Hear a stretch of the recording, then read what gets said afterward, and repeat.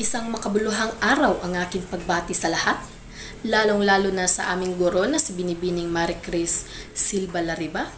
Ako si Binibining Rachel Gita Ruha, nakatayo at nasa inyong harapan bilang isang mananalumpati na nagmula sa ikatlong taon ng BSED Filipino. Aking hinihiling na inyong buksan ang inyong mga puso't isipan upang sa gayon ay inyong lubos na maunawaan ang aking sasambitin, sapagkat ito'y tungkol sa pagkabayani. Ang talumpating ito ay pinamagatang Guro bilang Bayani. Sino nga ba ang taong maaari nating ituring na buhay na bayani? Ngayon, ating simulan sa pamamagitan ng kasabihan. Ang guro, bayani sa silid-aralan, tagapagdala ng liwanag sa landas ng karunungan. Ang guro ay tunay na isang bayani sa ating lipunan. Sa bawat araw na kanilang iniaalay sa pagtuturo at paghubog sa kabataan, sila ay nagtataguyod ng karunungan at pag-unlad at pag-asa sa hinaharap ng ating bansa. Mga guro na walang sawa sa pag-unawa at pagsubaybay upang makamit ang bawat isa ang mga pangarap sa ating buhay. Ang ating mga guro ay ang ating ikalawang magulang.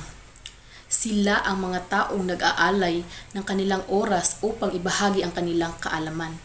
Hindi nila inaalintana ang hirap sa pagtuturo, ang pagod sa pagtatayo, at ang sakit sa lalamunan upang tayo ay maturuan at mabigyan ng sapat na kaalaman para sa ating hinaharap.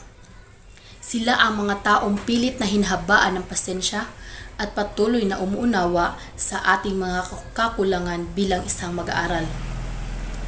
Sa bawat silid-aralan, ang guro ay hindi lamang tagapagturo ng mga aklat at leksyon, kundi sila rin ay tagapagmulat ng kaisipan at puso ng kanilang mga mag-aaral. Ang mga aral ng kanilang ibinabahagi ay hindi lamang limitado sa loob ng silid-aralan. Ito ay naglalabas ng mga kabataan na may kaalaman, pag-unawa at determinasyon upang harapin ang hamon ng buhay. Bawat guro ay may espesyal na papel sa paghubog ng kinabukasan ng ating bayan. Sila ay mga gabay, tagapayo at inspirasyon sa bawat mag-aaral na kanilang hinahawakan. Sa kabila ng mga hamon at pagsubok ng kanilang propesyon, patuloy pa rin silang nagbibigay ng kanilang buong puso at dedikasyon upang magbigay ng magandang kinabukasan sa mga kabataan. Ang pagiging guro ay hindi lamang tungkol sa pagtuturo ng mga konsepto at teorya. Ito ay tungkol sa pagtulong sa bawat mag-aaral na mahubog ang kanilang sarili, na makamit ang mga pangarap at maging responsable na mga mamayan sa lipunan.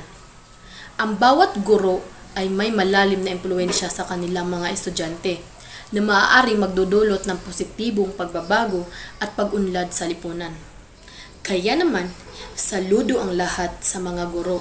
Sa pamamagitan ng mga guro, buhay ng marami ay nagkaroon ng makabuluhang tungkulin.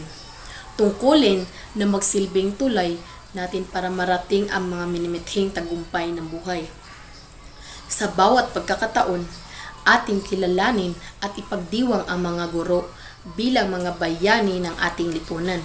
Sila ang mga tagapagtaguyod ng edukasyon, katuwang sa pag-unlad ng bawat individual at ng ating bansa.